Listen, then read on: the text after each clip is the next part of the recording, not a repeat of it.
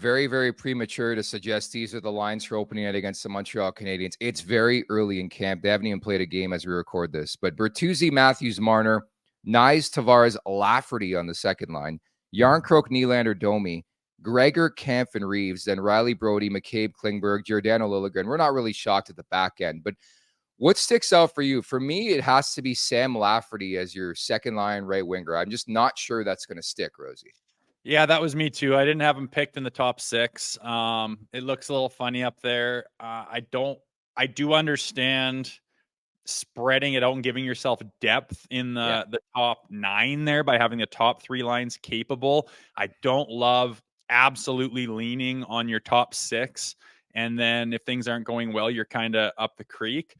I don't think that's the position they'll be in, but it just seems weird having Lafferty. It's like we need one. It's just like, do we have a little bit more depth to be up there? And I mean, Nyes, I'm really excited for. I didn't touch on that for what to watch this year. I mean, he gets kind of, because he got his taste last year, he gets left in the shuffle when we're talking about camp and whatnot. But I'm very pumped to see Matthew Nyes and what he can do out there.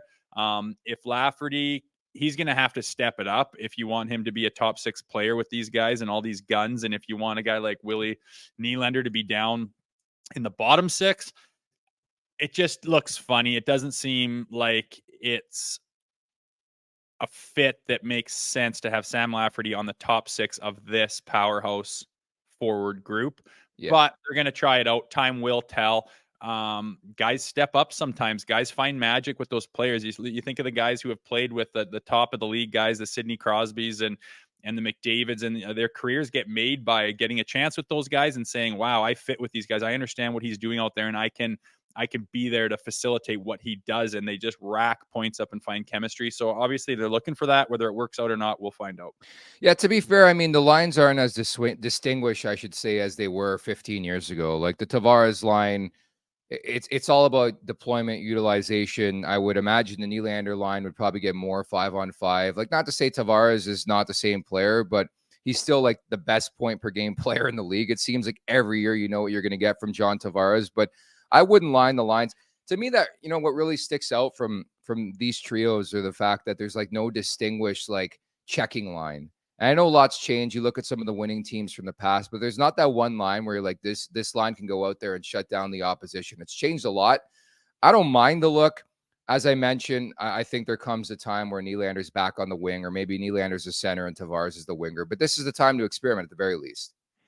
Yeah, I think so. And I think that's why I'm not too wrapped up in it. I just kind of, neat. We'll see how because, you know, Keefe's got a track record of mixing it up so quickly and almost, I think to a fault last year. I'm like, can you give guys time to figure things out?